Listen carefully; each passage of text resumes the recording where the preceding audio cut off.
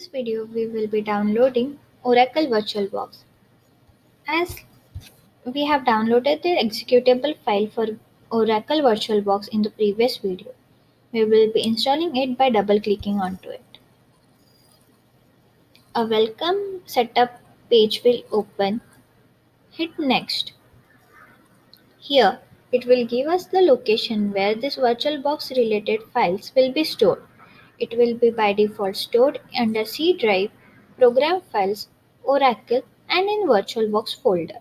You can also go to the browse option and select where you want to store the files. You can hit next. In the custom setup window, it will give us the options how we want to use it. If we don't want to use, unclick it. If we want to use, just click the box. Hit next. In this, it gives us the network warning. It warns us relating to the resetting of network connection and temporarily disconnecting you from the network. Hit yes to install. At this page, if you want to make changes in any of your settings, you can hit back or hit install to proceed.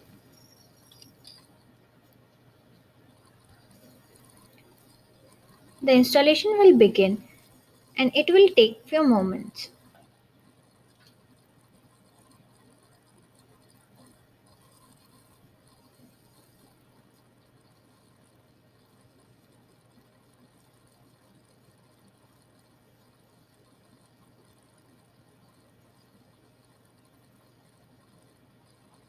The Oracle VirtualBox installation is completed.